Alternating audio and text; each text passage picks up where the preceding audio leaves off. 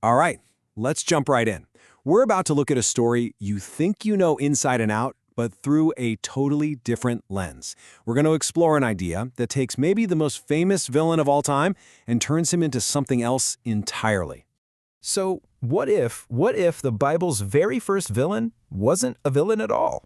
The argument we're digging into today says just that. It suggests that if you go back to the original Hebrew text, the story of the serpent in the Garden of Eden looks, well, completely different.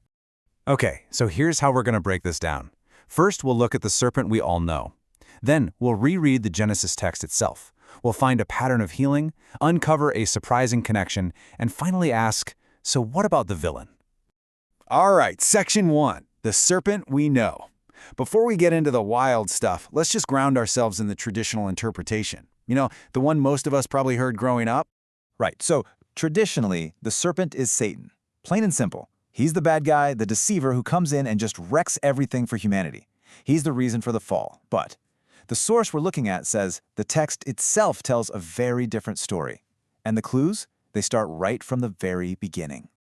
Okay, so let's get to the heart of it. Let's take a closer look at the original Hebrew and see how this whole picture starts to shift. So, check this out. The very first word used to describe the serpent in Genesis 3:1 is arum. Now, you'd expect a word like evil or deceitful, right? Nope. Arum means prudent, perceptive, or wise. In fact, this same word is used in a positive way all over the book of Proverbs. That's our first major clue that we might be misreading this character from the jump. Okay, now for the curse. We've all heard it. The serpent was cursed to be lower than all the other animals.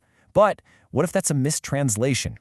The original text says something that sounds similar, but is actually the complete opposite. And it all hinges on this one little Hebrew phrase, mikol. It doesn't mean beneath all, it means more than or above all. This completely flips the script. So instead of being demoted, the serpent is actually being elevated hierarchically. It's being placed in a special sacrificial position above the typical livestock used for offerings. It's not a punishment. The argument is that it's a promotion into a sacred role. And it doesn't stop there. What about eating dust? We think of a snake slithering on the ground. But hold on. Later, in the exact same chapter, God defines what dust is. He says to Adam, "For dust you are, and to dust you shall return." Dust is human mortality. So eating dust isn't about crawling. It's a job description, to take on, to bear, the mortality of humankind. Okay, but did the serpent lie? That's the big one, right? Well, let's look at the receipts. Did they die that day? Nope. Adam lived to be 930. Were their eyes opened? Genesis 3:7 says, yep. Did they become like God, knowing good and evil? God himself confirms it in verse 22. Every single thing the serpent said came true in the text. The argument here is that it wasn't a lie, but a kind of profound hidden truth about someone else bearing the immediate consequence. So this isn't just about one chapter in Genesis. This new understanding of the serpent actually creates a fascinating pattern that runs all the way through the Bible. Just look at this arc. It starts in Genesis 3, where the serpent is elevated and assigned to carry mortality. Fast forward to Numbers 21, God literally commands Moses to put a bronze serpent on a pole to heal people and bring them life. And then, bam, John chapter 3, Jesus himself says that just like that serpent was lifted up, he too must be lifted up. It's an incredible, consistent redemptive thread. And this pattern, this redemptive arc, leads to a conclusion that is, well, it's pretty mind-blowing. It connects the serpent directly to the Messiah.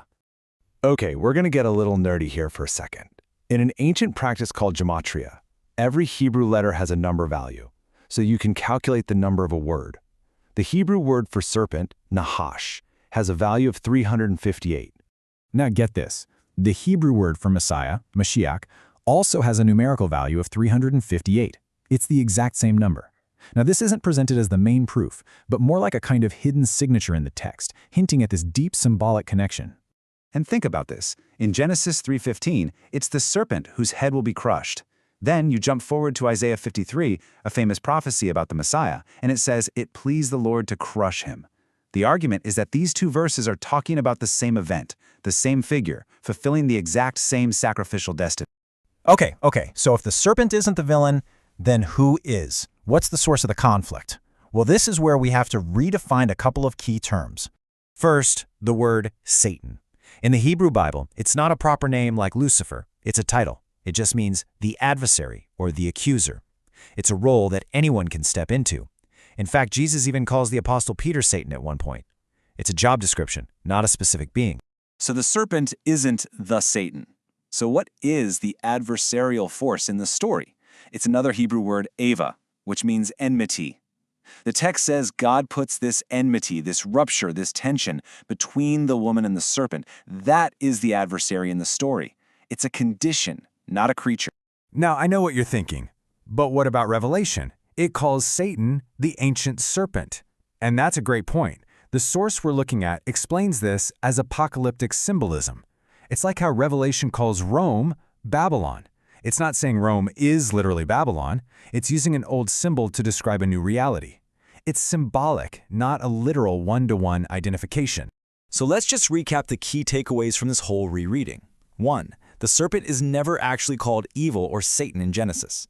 2. The so-called curse looks a lot more like an elevation into a sacrificial role. 3. Everything the serpent said is later confirmed as true in the text. 4. There's this clear redemptive pattern for the serpent symbol that runs through the whole Bible. And 5. All this points to the serpent being the first sign of the Christ, not the first villain. Look, this interpretation doesn't just change our view of one character. It really challenges us to rethink the entire redemptive story of the Scriptures. And it leaves us with this huge, compelling question to chew on. If this pattern of redemption starts right here, in the very beginning, what else might we have missed in all those other familiar stories?